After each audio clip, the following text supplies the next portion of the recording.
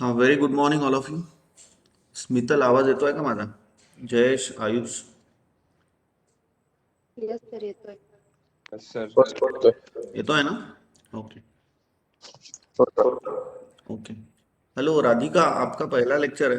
आपको audio video clear है? Yes sir. Okay, चलो. राधिका, आपके लिए, आप ही एक नए हो इसमें, तो आपके लिए मैं थोड़ा, अरे सबके लिए रिवाइज कर रहा हूँ. लेकिन आप पहला दिन है तो आप जरा ध्यान से सुनना. सभी चीजें जितना हुआ उतना रिवाइज करके दे रहा हूँ एक बार.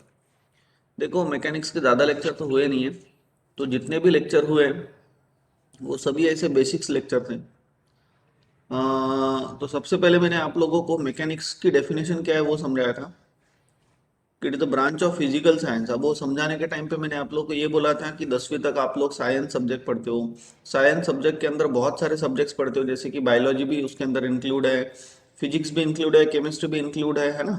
Almost all the sort of जो भी सब्जेक्ट्स आप लोग अभी पढ़ रहे हो पूरा का पूरा 10th स्टैंडर्ड तक था. लेकिन एकदम ऐसा थोड़ा थोड़ा थोड़ा थोड़ा पोर्शन था. फिर be specific, in 11th 12th standard you do physics, chemistry, mathematics, biology, ये अलग अलग पढ़ा. फिर अभी क्या हो रहा है, अगर अपन फिजिक्स भी सब्जेक्ट उठा ले, तो फिजिक्स सब्जेक्ट में जितने भी नंबर्स ऑफ लेसन्स आप लोगों ने पढ़े थे, circular motion, gravitation, rotational motion, oscillation, wave motion, ये सब कुछ जो लेसन पढ़े थे, kinetic theory of gases, radiation, है ना. पेपर 2 की बात करते हैं तो electrostatics, magnetostatics, current, electricity, communication वाले लेसन्स. तो अब फिजिक्स में कैसा था कि ऐसे आप लोगों ने यूनिट्स पढ़े कि जो हर एक यूनिट एक हर एक सब्जेक्ट्स बन गया. जैसे कि फिजिक्स में स्टार्टिंग के कुछ जो लेसन्स है, they are in engineering mechanics. उसके बाद physics paper 1, kinetic theory of gases, radiation वगैरह, ये जो टॉपिक आता है ये आता है हीट ट्रांसफर, थर्मोडायनेमिक्स, ये सभी इंजीनियरिंग के सब्जेक्ट्स हैं. पेपर 2 की बात करते हैं तो पेपर 2 में आप लोग अगर इलेक्ट्रोस्टैटिक्स, मैग्नेटोस्टैटिक्स, ये सारी बातें अगर पढ़ते हो तो ये आता है इलेक्ट्रिकल इंजीनियरिंग में. उसका बड़ा भाई इलेक्ट्रोमैग्नेटिक फील्ड, ईएमएफ में. उसका और बड़ा भाई नेटवर्क एनालिसिस में, कंट्रोल सिस्टम में, डिजिटल सिग्नल प्रोसेसिंग में, डिजिटल इलेक्ट्रॉनिक्स में. सादा आप लोग आखिरी का जो लेसन पढ़े थे वो थे कम्युनिकेशन वाला. तो communication engineering 1, communication engineering 2, communication theory, ऐसे नंबर ऑफ सब्जेक्ट्स बन गए. So that's what exactly the mechanics is. Mechanics is nothing but what? A छोटा सा पार्ट ऑफ फिजिक्स. लेकिन फिजिक्स पहले किसका पार्ट था? साइंस का. तो इसीलिए मैकेनिक्स की अपन ने डेफिनेशन बनाई थी, it is the branch of physical science which deals with the motion of body and the forces acting on that body. फिर आप उसको कैटेगराइज किया था इंजीनियरिंग मैकेनिक्स और सॉम में. इंजीनियरिंग मैकेनिक्स में अपन रिजिड बॉडीज के ऊपर कॉन्सेंट्रेट करेंगे, यानी कितना भी अमाउंट ऑफ फोर्स अप्लाई कर लो तो भी वो बॉडी डिफॉर्म नहीं होंगी, called as rigid body. And जो बॉडी डिफॉर्म होती है कॉल्ड एज डिफॉर्मेबल बॉडीज, और वो अपन पढ़ेंगे सॉम एंड मॉम सब्जेक्ट में. सॉम मॉम सब्जेक्ट है strength of material and mechanics of material, ऐसे दो सब्जेक्ट्स आप लोगों को है मैकेनिकल इंजीनियरिंग और सिविल इंजीनियरिंग वालों को आगे चल के. फिर इंजीनियरिंग मैकेनिक्स को कैटेगराइज किया दो इसमें, स्टैटिक्स एंड डायनेमिक्स. डायनेमिक्स के दो पार्ट्स है, काइनेमेटिक्स एंड काइनेटिक्स. तो अब ये सारी चीज़ें भी मैंने आप लोगों को क्लियर की है कि study of forces when body is in state of rest, statics, and study of forces when body is in motion, called as dynamics. फिर काइनेमेटिक्स देखा था, it is nothing but the branch of dynamics which deals with the motion of body without considering the forces acting on that body, and with considering the forces acting on that body is nothing but kinetics. और ये सब कुछ अगर classification जो लोग मेरे से पढ़े, वो किसी को भी अगर मैं पूछता हूँ तो भी each and every student is capable to tell each and everything, right. तो पढ़ाया भी वैसा और सब लोगों से करके लिया. नेक्स्ट उसके बाद मैंने आप लोगों को force and characteristics of force पढ़ा है, ये भी आप लोगों को पूरा आता है. अब ये अगर पूरा मैं डिटेल में रिवाइज करूँ तो बहुत टाइम जाएगा, तो आप लोग समझ सकते हो. रिजिड बॉडी क्या है, law of transmissibility of force क्या है. फिर फोर्स सिस्टम के अंदर number of force system, collinear, non collinear, coplanar, non coplanar, concurrent, non concurrent, है ना. Coplanar, concurrent, coplanar, non concurrent, non coplanar, concurrent, non coplanar, non concurrent, parallel में दो, like and unlike. ये सब कुछ अपन ने कंप्लीट किया था. 2 लेक्चर लगे थे to complete all those things. फिर तीसरे लेक्चर में मैंने आप लोगों को नया टॉपिक पढ़ा है जिसका नाम है law of parallelogram of forces. बराबर है. तो law of parallelogram of forces का जो डेरिवेशन है, अक्खा पूरा एक लेक्चर लगा था to complete this one single derivation. और इसका जो थ्योरम है ना, ये बहुत लोग गलत लिखते हैं, लेकिन मेरे स्टूडेंट कभी गलत नहीं लिखेंगे अभी, क्योंकि पढ़ाया भी वैसा और आप लोगों से करके भी लिया। ये जो दो फोर्सेस है, this two forces are acting as a two sides of parallelogram, both are represented in magnitude as well as what direction. Then whatever this diagonal of this parallelogram, it represented in magnitude and direction as what, nothing but what, this shows what, the resultant force of these two forces, right, by the law of parallelogram acting at the same point हो। फिर ये derivation भी आपको समझ गया। और कल अपन ने इसके ऊपर बहुत ज़्यादा प्रॉब्लम हो गए एक ही दिन में लॉ ऑफ पैरेललोग्राम के छः छः प्रॉब्लम लेके अपन ने ये law of parallelogram concept complete कर लिया, इजंट इट। चलो तो आज से अपन पढ़ते हैं नया टॉपिक जिसका नाम है resolution and composition of coplanar force system. अब ये बहुत ज़्यादा इंपॉर्टेंट टॉपिक है।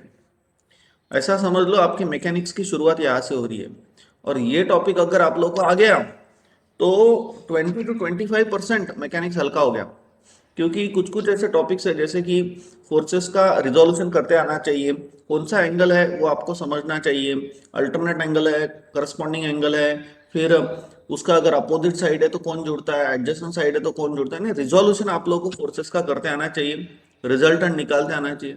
This is one of the aspects. Second aspect is what, आप लोगों को फ्री बॉडी डायग्राम निकालते आना चाहिए।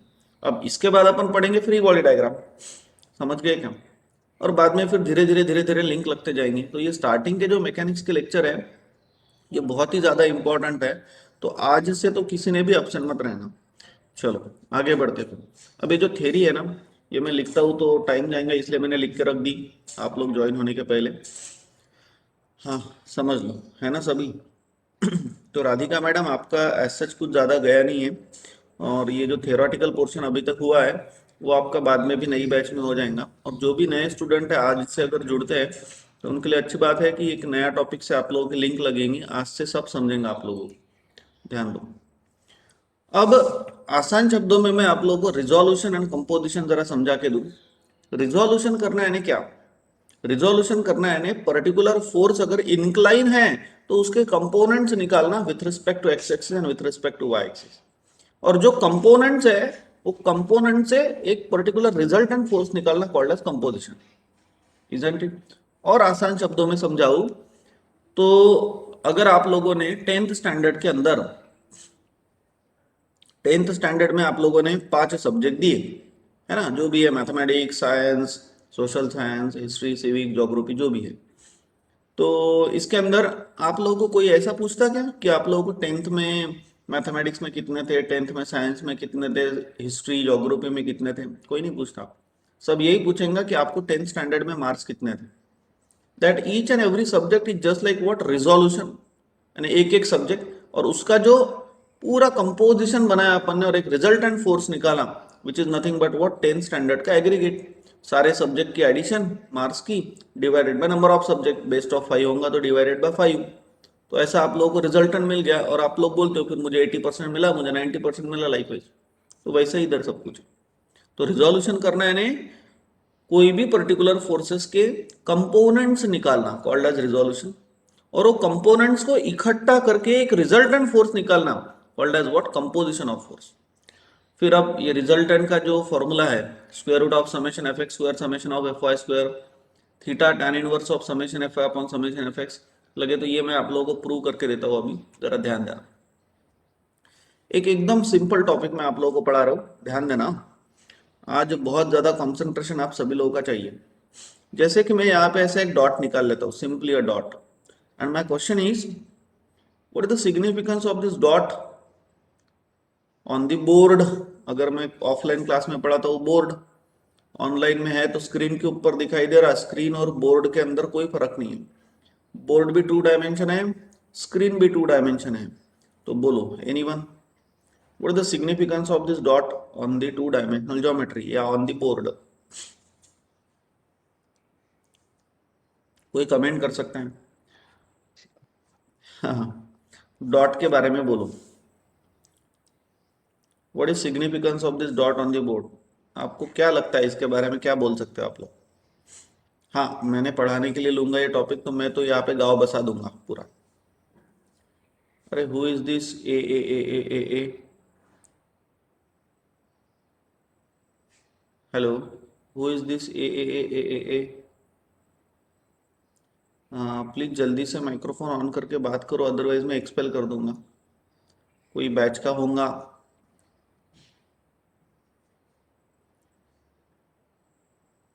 नहीं है, चलो। आपका प्रॉपर नाम रखा करो वेबएक्स पे, अगर कोई ऐसा अलग दिखा तो मैं एक्सपेल कर देता हूँ इधर से। हेलो, हु इज दिस ए। आविष्कार आविष्कार आविष्कार? आविष्कार हाव बोलता नसता तू तर आता एक्सपेल झाला असता लगेच. ते पहिले नाव चेंज करशील आज. हो हो हो हाँ, चलो ध्यान दो. तो मैंने आप लोगों को एक सिंपल सा क्वेश्चन पूछा, what is significance of this dot on the board. अब ध्यान दो, ये कोई भी एक पॉइंट है ना, तो ये कोई भी पॉइंट है, लेट इट बी पी. इसके कोऑर्डिनेट्स है सपोज एक्स एंड वाई. अरे टू डायमेंशन पे है तो डेफिनेटली इसको दो एक्सिस लग जाएंगी, एक एक्स एक्सिस और वाई एक्सिस. तो ये होगी वाई एक्सिस, बरोबर ध्यान देना सब लोगों ने.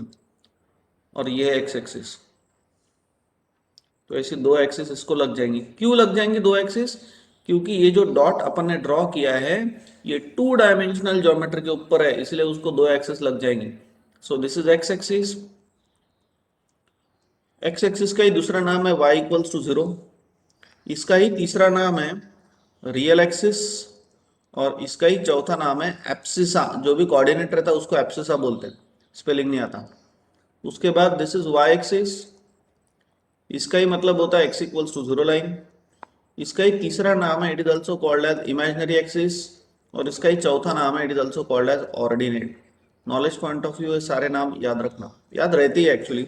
आप लोग जब मेरे पास आए हो, जब मैं हर एक टॉपिक एकदम डिटेल में लेता हूँ, तो ये टॉपिक क्या अभी एक बार होंगे बाद में होंगे नहीं, ऐसा नहीं है.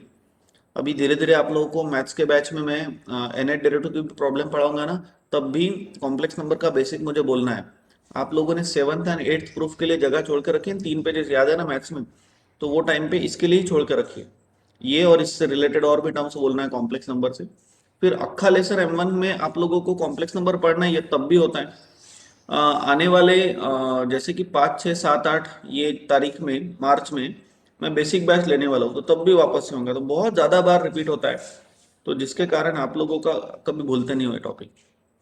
अभी ध्यान दो, ये जो पॉइंट P है ना, मेरा क्वेश्चन आप लोगों को ये है कि पॉइंट P का सिग्निफिकेंस क्या है. वैसा देखा जाए तो ये पॉइंट P जो है ना, ये डील करता है रियल एक्सिस के साथ और इमेजिनरी एक्सिस के साथ, तो इसीलिए इसको कहा जाता है कॉम्प्लेक्स नंबर. अब ये जो पॉइंट P है, इसको मैं जरा ओरिजिन के साथ ज्वाइन कर दूं, तो ओरिजिन के साथ अगर मैं इसको ज्वाइन करता हूं तो मुझे एक वेक्टर मिल रहा है. और वो वेक्टर को मैं नाम दे देता हूं कोई भी OP बार. एक वेक्टर एक फोर्स है, और इन जनरल इसका मैग्नीट्यूड मैं कंसिडर करता हूं R. अब ये जो वर्टिकल डिस्टेंस है, ये वाला जो वर्टिकल डिस्टेंस है, this distance is a y distance, है ना. And this horizontal distance is a x distance. Isn't it everyone? x distance. और ये जो बन गया ना, ये कौन बन गया? राइट एंगल ट्रायंगल बन गया. और यहाँ पे मैं कोई भी एंगल ले लेता हूँ, late it be what, theta. यहाँ तक समझा क्या सब लोगों को? स्मितल आपको समझा क्या? Jayesh, Ayush, Mihir, yes sir. Radhika, Ritesh, yes sir, Shreyas, समझा. समझ गए? यस सर चलो ध्यान दो. अभी अभी राइट एंगल ट्रायंगल तो आप लोग 10th स्टैंडर्ड में ही पढ़ते हो. अरे पढ़ते हैं ना, 10th स्टैंडर्ड में ही तो पढ़ते हो right angle triangle. Trigonometric terms आप लोग 10th स्टैंडर्ड से ही पढ़ रहे हो. सो अकॉर्डिंग टू ट्रिग्नोमेट्रिक, ये राइट एंगल ट्रायंगल है. राइट एंगल ट्रायंगल में कौन सा थ्योरम लगता है? Which theorem is applicable in right angle triangle? Anyone? जल्दी. पाइथागोरस थ्योरम हाँ, so there by Pythagoras theorem. Pythagoras theorem के हिसाब से hypotenuse square, hypotenuse is R, hypotenuse square is equal to some of side square n X square plus Y square. तो ये मिल गया अपने को आर, जिसका फॉर्मूला आ गया under root x square plus Y square. A very important term we are getting here R, यही आप लोगों का रिजल्टेंट फोर्स है। फिलहाल इसका जो स्टैंडर्ड नाम है वो है मॉड्यूलस ऑफ कॉम्प्लेक्स नंबर, और मैकेनिक्स में इसको ही कहा जाता है रिजल्टेंट फोर्स। ये एक ही तो फोर्स है ना, और ये जो x और ये जो y है, ये y इधर ना होते हुए इसको अपन इधर लिखेंगे ऐसा। तो ये वाला एक और ये वाला एक, these are nothing but the components of this force, right.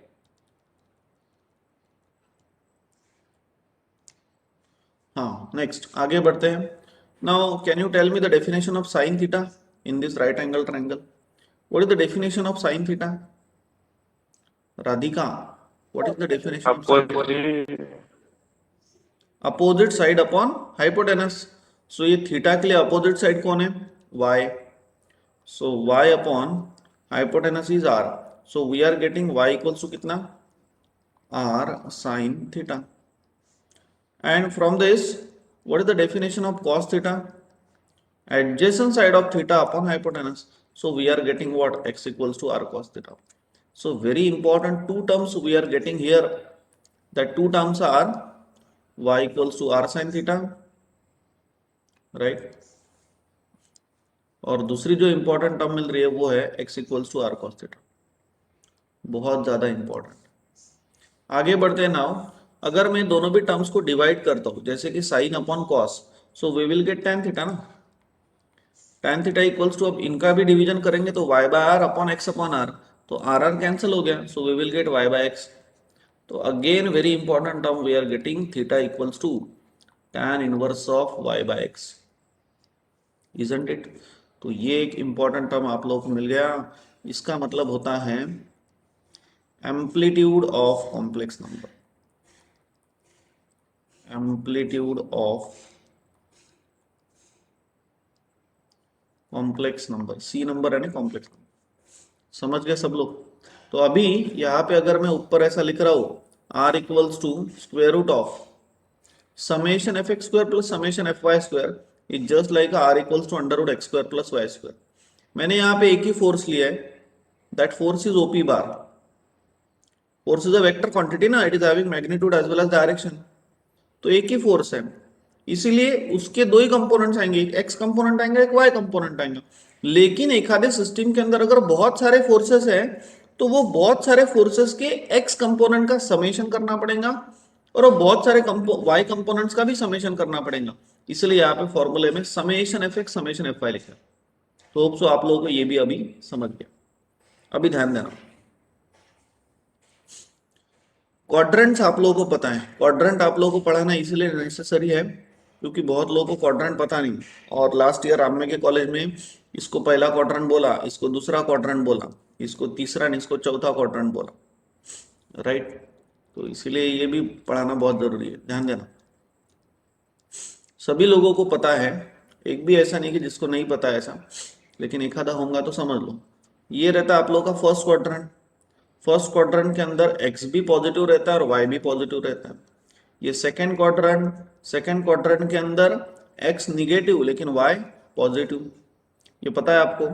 Third quadrant की अगर मैं बात करता हूं तो x भी निगेटिव y भी निगेटिव, और फोर्थ क्वाड्रेंट की बात करते हैं तो x पॉजिटिव लेकिन y निगेटिव। समझ गए? आगे बढ़ते हैं, आगे बढ़ते हैं। अब ध्यान देना, जैसे कि विथ रिस्पेक्ट टू एक्स, अभी बहुत इंपॉर्टेंट है, रिजोल्यूशन समझा रहा हूं। With respect to X axis Y axis, reference suppose ये एक्स एक्सिस है और ये वाई एक्सिस है, तो एक आधा फोर्स अगर मैं ऐसा निकालता हूँ, एक आधा ऐसा निकालता हूँ, है ना, एक आधा फोर्स मैं ऐसा निकालता हूँ, तो ये जो सारे फोर्सेस हो गए ना, ये with respect to X and Y axis हो गए इंक्लाइन फोर्सेस। लेकिन एक आधा फोर्स में ऐसा अलॉन्ग एक्स एक्सिस निकालता हूँ, एक आधा अलॉन्ग वाई एक्सिस निकालता हूँ, तो ये इंक्लाइन है क्या? नहीं। रिमेंबर वन थिंग, दुनिया में 8 ही इंक्लाइन फोर्सेस है। कितने? 8। उसमें से जो 4 फोर्सेस है वो अवे वाले हैं, 4 जो इंक्लाइन फोर्सेस है वो अवे वाले हैं। Let me give you the demo.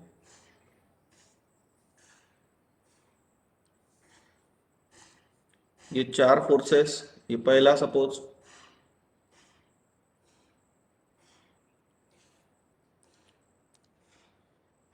ये दूसरा,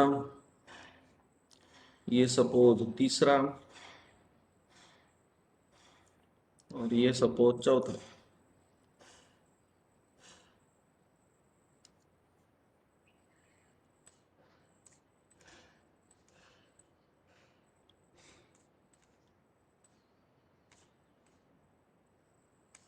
बराबर ध्यान देना सब लोगों ने, सबसे इंपॉर्टेंट पढ़ रहे हो अभी आप लोग। मैंने क्या बोला अभी अभी? मैंने यही बोला आप लोगों को कि दुनिया में 8 ही इंक्लाइन फोर्सेस है। अगर अपन रेफरेंस एक्सिस डाल देते यहाँ पे, suppose these are the reference axis,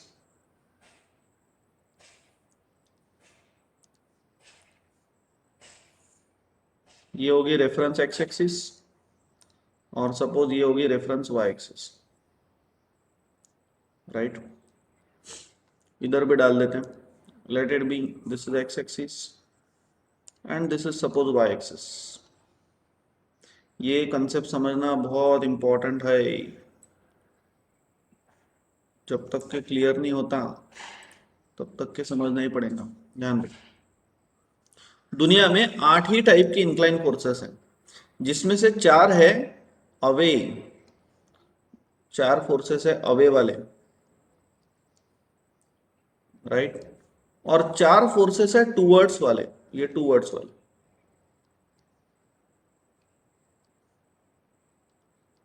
Isn't it everyone? 4 forces away बाहर जाने वाले और 4 फोर्सेस टूवर्ड्स अंदर आने वाले। सिर्फ 8 ही फोर्सेस है इंक्लाइन, और इनका ही रिजोल्यूशन आपको आना चाहिए। अब जैसे कि आप लोगों के कॉलेज बहुत पड़ापड़ आगे बढ़ता है, इधर एक एक कंसेप्ट पढ़ाने के लिए बहुत टाइम लगता है, और उधर जैसे कि इधर एक यूनिट कंप्लीट करने के लिए मुझे 30 लेक्चर लगते हैं, उन लोगों को 30 लेक्चर में पूरा सिलेबस कंप्लीट करना पड़ता है, इसलिए वो किसी की तरफ ध्यान नहीं, कुछ नहीं, बेसिक कंसेप्ट क्लियर नहीं है, पड़ापड़ आगे बढ़ जाते हैं। तो ध्यान दो। तो बहुत लोग मैं देखता, अगर ऐसा अगर फोर्स है इसका रिजोल्यूशन ऐसा करते हैं, गलत हो गया। एक आधा फोर्स ऐसा है उनको समझता ही नहीं, उनका ये एक ऐसा जाता फोर्स, एक ऐसा जाता, कैसा भी जाता, तो जिसके कारण ये भी गलत हो गया। एक्चुअल इसका जो आना चाहिए रिजोल्यूशन वो ऐसा आना चाहिए परफेक्टली, बराबर, this one is correct. But concept clear ही नहीं हो पाता कि भाई कैसा रहता है, ये क्या रहता है। और एक बार समझने के बाद एकदम से नहीं आता। साइकिल चलाने अगर लगते हो तो पहले दिन साइकिल आपको आ गई, बराबर है, and if you are showing the over confidence then definitely accident हो जाएगा आपका। साइकिल के ऊपर हाथ बैठने के लिए कुछ महीने या एक आधा साल तो लगेगा, then you will what feel very comfortable while driving, right? In the same manner mechanics में भी ऐसा है। आप लोगों को एक झटके में अभी मैं समझा के दूंगा, समझ भी जाएगा, लेकिन मानना मत, जैसा मैं बोल रहा हूँ वैसा आने वाले एटलीस्ट 5-6 दिन तक तो भी करते रहना। आप लोगों के लिए कितना भी इजी हो जाए, कितना भी समझ आए, तो भी ऐसे ही करने का कुछ दिन के लिए। जब आपका हाथ बैठ जाएगा फिर आप लोग डायरेक्ट कर सकते हो। तो ध्यान देना, एकदम आसान तरीका बोलता हूँ रिजोल्यूशन का, यानी कभी गलत नहीं होगा आप लोगों का। आप लोग कोई भी फोर्स जब रिजोल्व करते हो, यानी उसके एक्स कंपोनेंट और वाई कंपोनेंट निकालते हो, starting with this force now, very first ये फोर्स से स्टार्ट कर। सबसे पहले आप लोगों ने क्या करो, पर्टिकुलर फोर्स के एरो हेड बराबर निकालो। एक एरो बरोबर parallel to X axis, right? दूसरा पेन यूज करता हूं लगे तो, एक एरो जो है वो बरोबर पैरेलल टू एक्स एक्सिस और दूसरा बरोबर पैरेलल टू वाई एक्सिस, ऐसे ही आना चाहिए। ये वाई एक्सिस है ना आप लोग की, और ये एक्स एक्सिस है ना? नाम दे देता हूं लगे तो, Y axis and this is X axis, Y axis this is X axis. Arrowhead बराबर निकालना, एक बरोबर पैरेलल टू एक्स एक्सिस, दूसरा बरोबर पैरेलल टू वाई एक्सिस। जब तक कि आप लोगों को अच्छे से प्रैक्टिस नहीं होती तब तक, प्रैक्टिस होने के बाद भी कुछ दिन तक, अब इसको मैं क्या करता हूं, एक्सटेंड करता हूं आगे, और इसको भी एक्सटेंड करता हूं आगे, बराबर। इसके ऊपर एक परपेंडिकुलर डाल देता हूं, परपेंडिकुलर यानी परपेंडिकुलर ऐसा 90 डिग्री का एंगल बनने को ना, ये देखो 90 डिग्री, राइट? परपेंडिकुलर यानी परपेंडिकुलर, और एक ऊपर परपेंडिकुलर डाल देता हूं इसके ऊपर। ये हो गया ये फोर्स का रिजोल्यूशन। और एक बात आप लोगों को बोलना चाहूंगा मैं, दैट थिंग इज, जहां से पर्टिकुलर फोर्स का ओरिजिन रहता है वहीं से फोर्सेस रिजॉल्व होते हैं। जैसे कि सपोज ये जो फोर्स है इसका ओरिजिन पॉइंट अगर ये है, तो ये फोर्स का रिजोल्यूशन यहां से होगा, समझे क्या? लेकिन लेकिन यहाँ पे ऐसा है कि ये वाला फोर्स, ये वाला फोर्स, ये वाला फोर्स सभी मैंने यही से निकाले हैं, तो फिर वो खिचड़ी हो जाएंगी। इसलिए आपको इनिशियली कंसेप्ट समझ में आना चाहिए, इसलिए मैं रिजोल्यूशन ऊपर से शो कर रहा हूँ। ये समझ गए? आगे बढ़ते हैं, ध्यान देना। ये क्लियर हो गया। नेक्स्ट, एरोहेड बरोबर निकालने का। एक बरोबर पैरेलल टू एक्स एक्सिस, दूसरा बरोबर पैरेलल टू वाई एक्सिस। इसको इधर खींचता हूं और इसको इधर खींचता हूँ। ये जो डॉटेड है ये आप लोगों को बाद में निकालना नहीं है, लेकिन जब तक कि आपको प्रैक्टिस नहीं होती तब तक निकालो। एक बरोबर इसके ऊपर परपेंडिकुलर डाल दिया और एक इसके ऊपर परपेंडिकुलर डाल दिया, हो गया रिजोल्यूशन, इजंट इट? नीचे वाला, एक बरोबर parallel to X axis arrowhead और दूसरा बरोबर पैरेलल टू वाई एक्सिस। इसको इधर खींच लिया और इसको इधर खींच लिया। एक बरोबर इसके ऊपर परपेंडिकुलर डाल दिया और एक इसके ऊपर परपेंडिकुलर डाल दिया, हो गया resolution of this force. Arrowhead बरोबर निकालने का, एक बरोबर पैरेलल टू एक्स एक्सिस, दूसरा बरोबर पैरेलल टू वाई एक्सिस। इसको इधर खींच लिया और इसको इधर खींच लिया। एक इसके ऊपर परपेंडिकुलर डाल दिया और एक इसके ऊपर परपेंडिकुलर डाल, एकदम एक्यूरेट आता है। तो समझ गए कि ये चार अवे वाले फोर्सेस हैं। स्मितल, आपको थोड़ा बहुत समझा क्या? हो सर, समझला। आयुष, आपको भी समझा क्या? जयेश? हो सर। ओके। रितेश?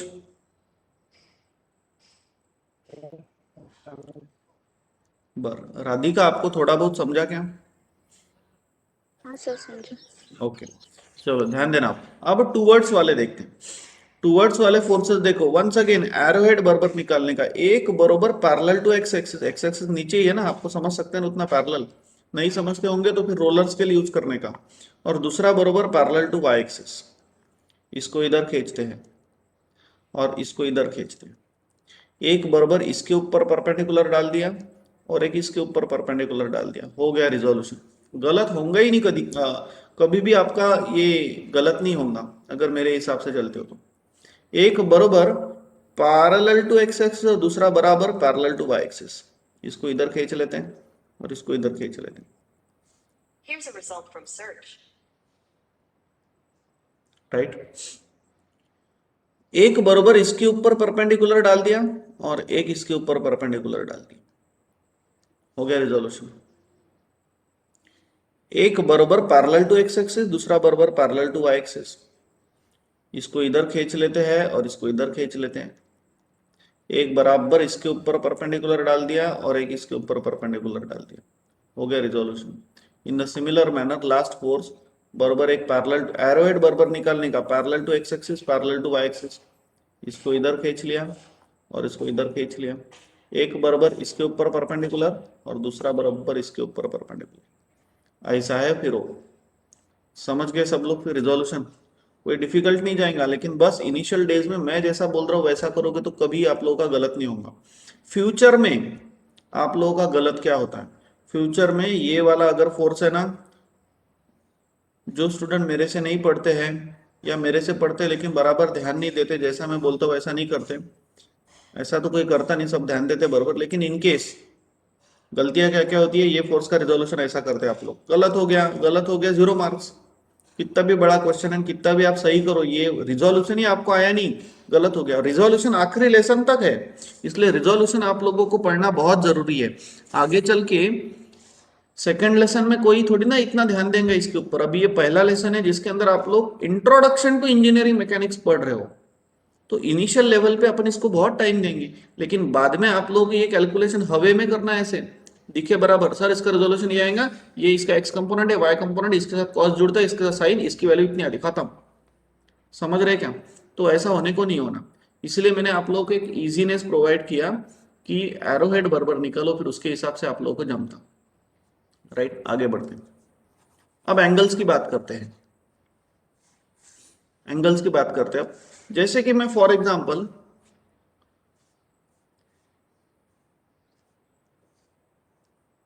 ये वाला एंगल अगर मैं थीटा लेता हूं तो ये एंगल कितना आएगा? हाँ, एनीवन? जयेश?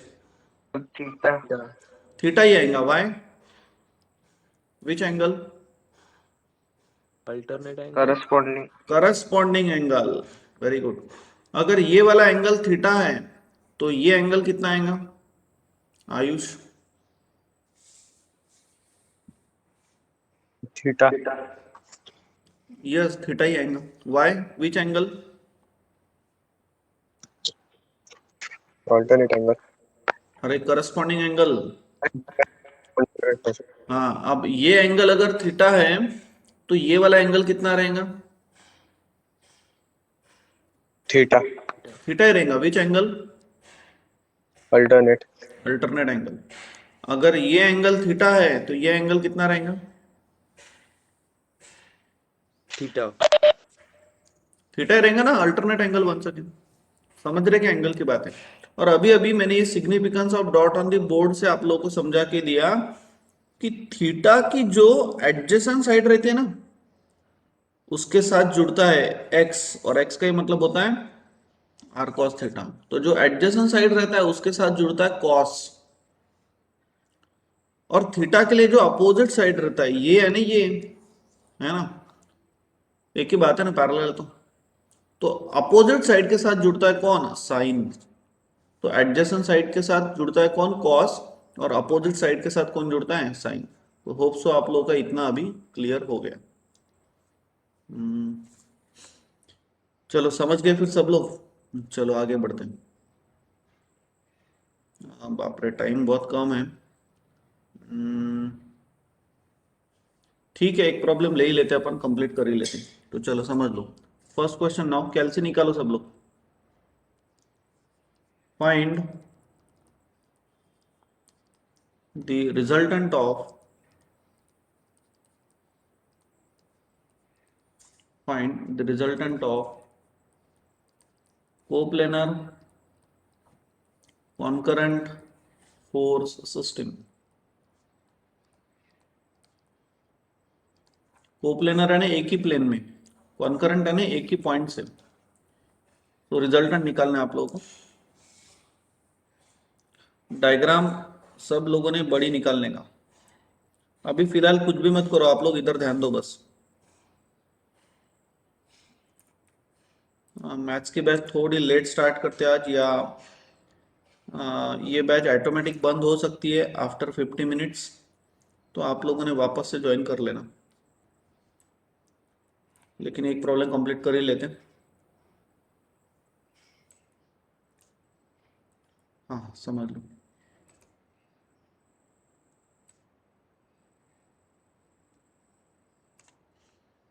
हाँ, लुक केयरफुली।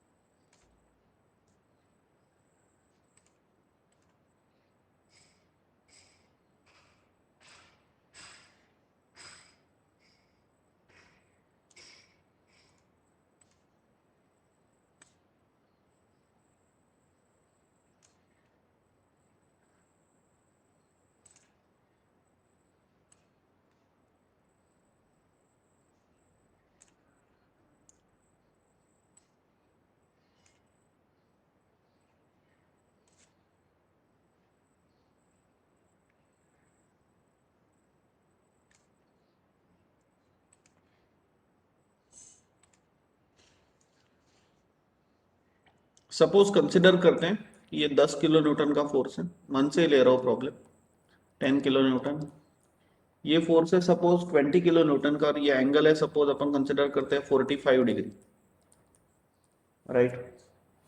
ये एंगल ले लेते हैं अपन 30 degree, and this force is of what? 20 kilo Newton. ये एंगल ले लेता हूँ 60 डिग्री, और ये है 30 किलो न्यूटन सपोज, राइट। और ये एंगल ले लेता हूँ ये 40 किलो न्यूटन का फोर्स, और ये वाला एंगल ले लेता हूँ, लेट इट बी 25 डिग्री, ऐसा। So this is your corresponding y-axis and this is what correspondingly x-axis. चलो ध्यान देना सब लोगों ने।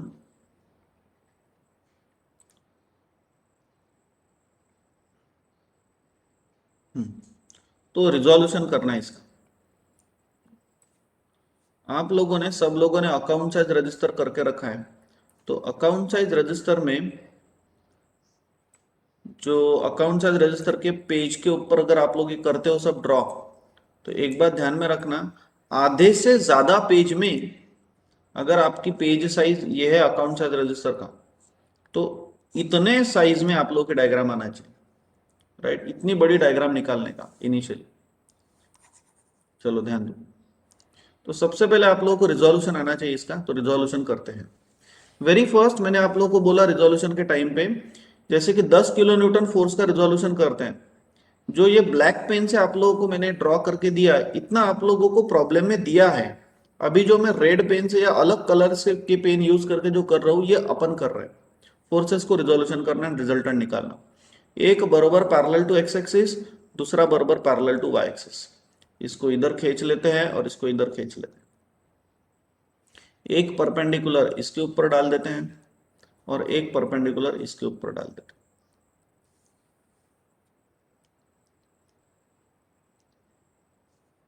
हैं। एक परपेंडिकुलर इसके ऊपर और एक परपेंडिकुलर इसके ऊपर। समझ गए? वंस अगेन अब मुझे बोलो ये वाला एंगल कितना है? 45 डिग्री है ना। ये वाला एंगल अगर 45 है तो ये कितना बन जाएगा? 45 डिग्री बन जाएगा। आयुष बराबर है ना? हो सर। अब मुझे बोलो आयुष, 45 डिग्री के लिए ये वाली जो साइड है ये एडजेसेंट है कि अपोजिट है?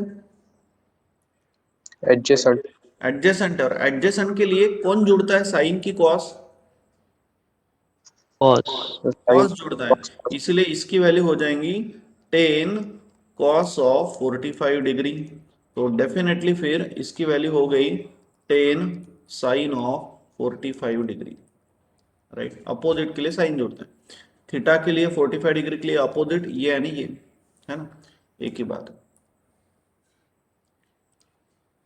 मैं वीडियो ऑफ करता मेरा, क्योंकि ये आजकल कैसा है, पूरा ऑनलाइन क्लास हो गया और ऑनलाइन क्लास में आंखें इतनी दुख रही है, अभी बहुत प्रॉब्लम हो रहा है, क्योंकि मैं डेली 10-10 बैचेस ले रहा हूँ।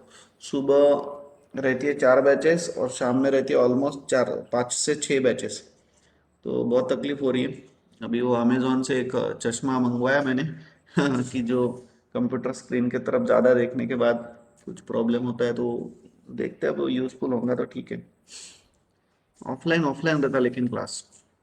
चलो आगे बढ़ते हैं। अब ये 20 किलो न्यूटन वाला, एक बरोबर पैरेलल टू एक्स एक्सिस और दूसरा बरोबर पैरेलल टू वाई एक्सिस। बराबर ध्यान देना सब लोगों ने, राइट? इसको एक्सटेंड करता हूं और इधर इसको एक्सटेंड करता हूं। आप लोगों ने भी ये करना है डॉटेड वाला कार्यक्रम कुछ दिन के लिए। 5 मिनट में बैच ऑटोमेटिक बंद हो जाएंगी। अगर बैच ऑटोमेटिक बंद हो गई तो यही लिंक को वापस से क्लिक करके वापस से ज्वाइन हो जाने का, राइट? एक बराबर इसके ऊपर परपेंडिकुलर डाल दो और एक इसके ऊपर परपेंडिकुलर डाल दो। परपेंडिकुलर है ना, परपेंडिकुलर। ये वाला एंगल 30 डिग्री है, तो इसका मतलब ये भी एंगल कितना रहेगा? 30 डिग्री। कोई तो भी एक आधा बंदा मेरे से बात करो। हाँ जयेश, 30 डिग्री के लिए ये वाली साइड कौन सी होगी जयेश? एडजेसेंट की अपोजिट? एडजेसेंट। एडजेसेंट। तो कौन जुड़ेगा? साइन की कॉस? कॉस। कॉस जुड़ेगा, तो इसकी वैल्यू हो जाएंगी 20 कॉस ऑफ 30 डिग्री। तो जयेश इसकी वैल्यू कितनी हो जाएंगी? 20 साइन साइन 30 डिग्री। चलो नेक्स्ट, अब नीचे वाला 30 किलो न्यूटन। एरो हेड एक बरोबर पैरेलल टू एक्स एक्सिस, दूसरा बरोबर पैरेलल टू वाई एक्सिस। इसको एक्सटेंड किया, इधर इसको एक्सटेंड किया। एक फोर्स इसके ऊपर परपेंडिकुलर डाल दिया और इधर इसके ऊपर परपेंडिकुलर डाल दिया। अब ये वाला 60 डिग्री है जयेश, तो ये भी कितना आएगा? 60 degree. Which angle? Corresponding angle. आपको एंगल में अगर तकलीफ होती है तो कल और पढ़ने वाले अपन यही, परसों और पढ़ने वाले, तो आपको क्लियर होता है। नेक्स्ट, आज अपन 5-10 मिनट थोड़ा ज्यादा पढ़ते क्योंकि अब हो नहीं रहा ना, कंप्लीट कर ही लेते। हाँ जय, 60 डिग्री के लिए ये साइड कौन सी है? साइन की कॉस? cos sir. कॉस, तो कौन आएगा ये आएगा 30 कॉस ऑफ 60 डिग्री, और ये कौन होगा फिर 30 साइन ऑफ 60 डिग्री, राइट। आगे बढ़ते हैं, अब इधर एक बराबर parallel to X axis parallel to Y axis, इसको इधर एक्सटेंड कर लिया, इसको इधर एक्सटेंड कर लिया, एक इसके ऊपर परपेंडिकुलर और एक इसके ऊपर परपेंडिकुलर। जयेश मुझे बोलो 25 डिग्री कौन सा रहेगा एंगल? सर वो नीचे वाला, नीचे की हाँ नीचे वाला रहेगा, because 25 degree is the angle between force and Y axis, ये वाला रहेगा। तो ये साइड कौन सी होगी जयेश? cos कॉस, तो ये आएगा कितना 40 कॉस ऑफ 25 डिग्री, और ये आएगा फिर 40 साइन ऑफ 25 डिग्री। समझ गए सब लोग? तो सभी पूरा रिजोल्यूशन अपन ने अभी कर लिया, कोई टेंशन नहीं, राइट। अभी आगे बढ़ते हैं, now finding summation F X. Summation F x निकालते हैं, ध्यान देना।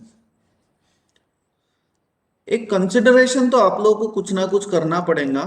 तो क्वाड्रेंट के हिसाब से चलते हैं, तो एक्स एक्सिस वाई एक्सिस, इधर अपन एक्स एक्सिस पॉजिटिव लेते हैं और इधर निगेटिव लेते हैं, और वाई एक्सिस ऊपर पॉजिटिव लेते हैं और नीचे निगेटिव लेते हैं। तो इसके हिसाब से मैं कंसिडर करता हूं कि राइट साइड में जाने वाले जितने भी फोर्सेस है ना वो अपन पॉजिटिव लेते हैं, कंसिडरेशन करते हैं। तो चलो पहले क्वाड्रेंट से शुरुआत करते हैं 10 किलो न्यूटन से। तो समेशन एफ एक्स में कौन आता है? 10 कॉस 45 आता है, अरे एक्स एक्सिस के अलोंग वाले forces, plus 10 cos 45, 10 cos of 45 degree, कैल से निकाल कर रखो। नेक्स्ट, अब दूसरे क्वाड्रेंट में आते हैं, एक है ये 20 कॉस 30 अलोंग एक्स एक्सिस वाला, लेकिन डायरेक्शन अपोजिट है, इसलिए minus 20 cos of 30 degree, isn't it? अब थर्ड क्वाड्रेंट में आते हैं, तो ये वाला फोर्स है अलोंग एक्स एक्सिस, लेकिन अपोजिट डायरेक्शन में, तो once again minus 30 sine of 60, है ना। हाँ जयेश, फोर्थ क्वाड्रेंट का फोर्स बोलो कितना आएगा? Sir plus 40 sin 25 degree. Very good, plus 40 sine 25। एक मिनट में अगर बैच ऑटोमेटिक बंद हो गई तो प्लीज आप लोगों ने यही लिंक को वापस से क्लिक करके ज्वाइन हो जाने का। एंड सो देयरफॉर नाउ सभी हो गया।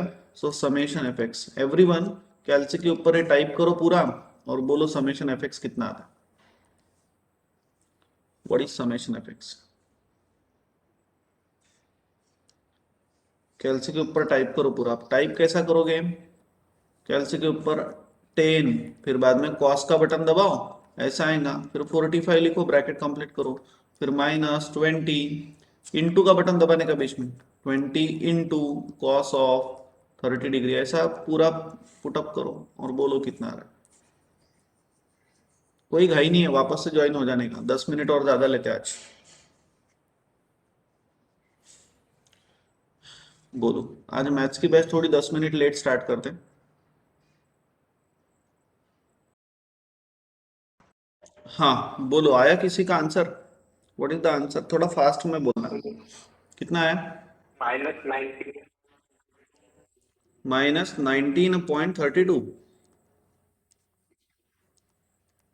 माइनस 19.32 आया क्या? बर सबका आया क्या इतना? स्मितल, आविष्कार, चलो ठीक है फिर आगे बढ़ते। अब समेशन एफ वाई लिखना है, ध्यान देना सब लोगों ने इधर।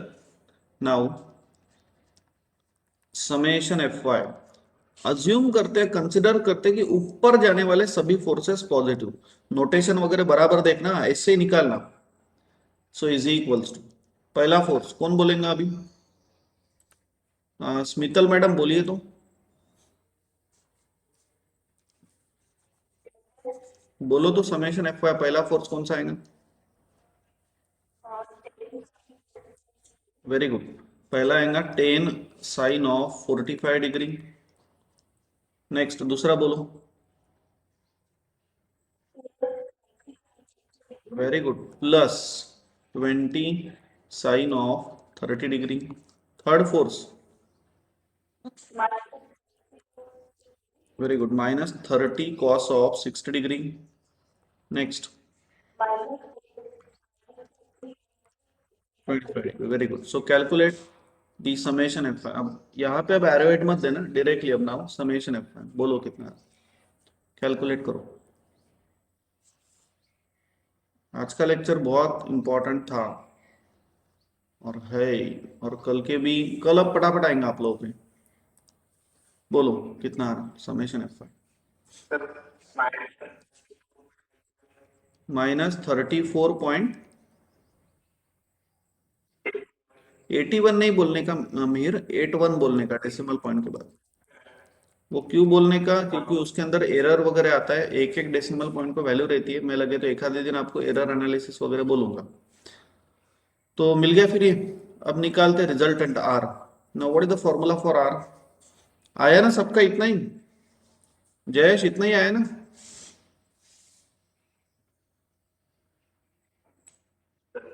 ओके, आगे बढ़ते हैं।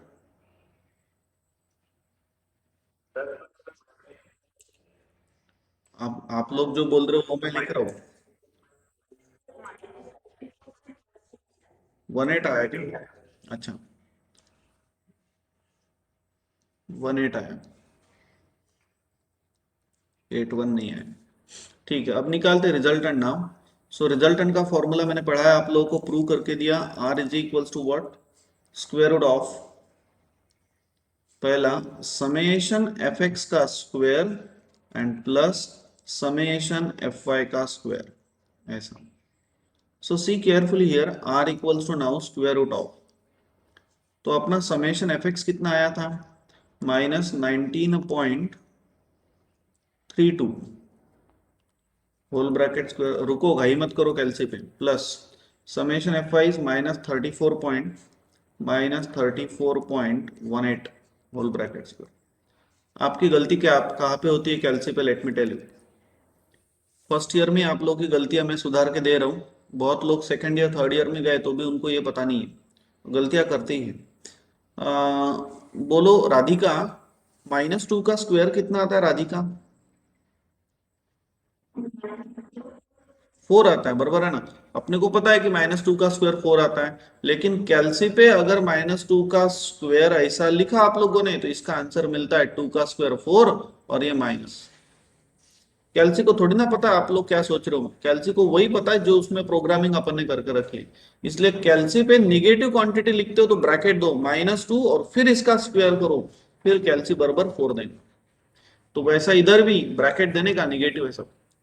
तो कैलसी के ऊपर एक अंडर रूट का बटन है, वो दबाओ, फिर अंदर ब्रैकेट में -19.32 ब्रैकेट कंप्लीट और एक स्क्वायर का बटन है वो दबाओ, फिर ऐसे ही बाकी का लिखो और बोलो कितना आता है। कैलसी यूज करना एक आधे को डिफिकल्ट जाता है तो कल मुझे आराम से पूछो, मैं बैच में बोलता हूँ। कितना आ रहा है?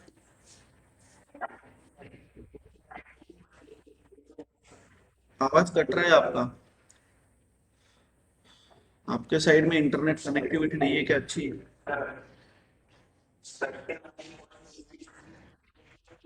39.26 किलो न्यूटन ये मिल गया आ रहा, बराबर है क्या राधिका?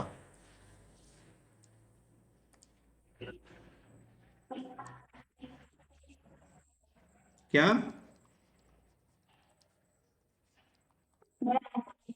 पर कैलकुलेट करो। अब इसके बाद थीटा निकालेंगे, theta is tan inverse of summation F Y upon summation F X, लेकिन ये मैग्नीट्यूड लेना है, मॉडुलस लेना है।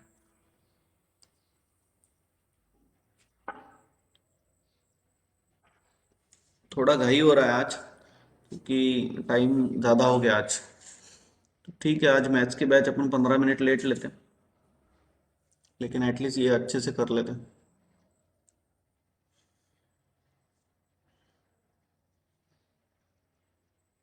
आया क्या सबका आर? कुछ डाउट होगा तो पूछो।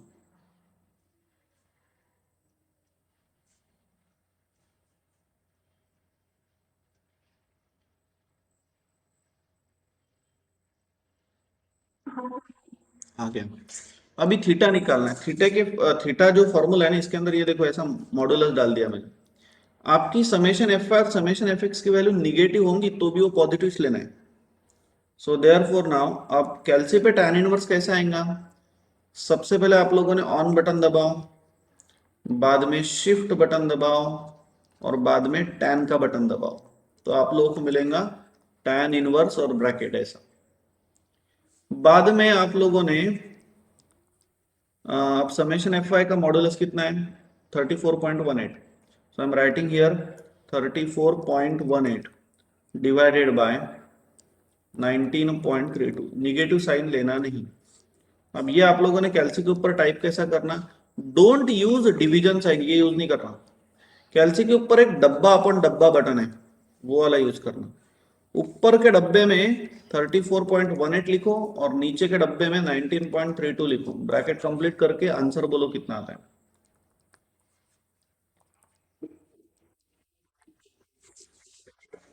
कितना? 16.52।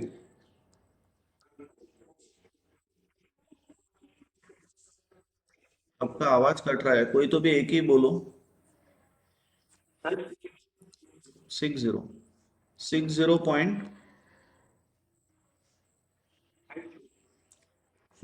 डिग्री, तो ये मिल गया theta. This is what you get theta. चलो अब ध्यान देना जरा, अब ये आप लोगों को प्लॉट भी करना है क्वाड्रेंट के हिसाब से। ध्यान देना सब लोग। आप लोगों का समेशन एफ एक्स और समेशन एफ वाई दोनों भी निगेटिव आए, है ना? समेशन एफ वाई और समेशन एफ एक्स दोनों निगेटिव है। दोनों निगेटिव कौन से क्वाड्रेंट में रहते हैं? कोई बोलेगा? दोनों भी निगेटिव कौन से क्वाड्रेंट में? थर्ड क्वाड्रेंट में रहते हैं, इसीलिए थर्ड क्वाड्रेंट मैंने निकाल लिया। ये हो गया third quadrant. So sorry, so this is what now, this is summation F x जिसकी वैल्यू आई है -19.32 किलो न्यूटन, और ये है आप लोगों का समेशन एफ वाई जिसकी वैल्यू आई है -34.18 किलो न्यूटन। रिजल्टेंट है 39.26 और एंगल है 60 पॉइंट। तो 60 पॉइंट अगर एंगल है तो ये ऐसा आएगा, तो ये हो गया रिजल्टेंट। ये रिजल्टेंट जिसकी वैल्यू आ गई आपकी 39.26 किलो न्यूटन और थीटा है ये वाला। So this is theta equals to 60.52 degree, right? तो होप सो आप सभी लोग ये प्रॉब्लम समझ गए। आपके और ज्यादा प्रैक्टिस के लिए मैं एक प्रॉब्लम आप लोगों को होमवर्क दे रहा हूं, घर पे जरूर ट्राई करना।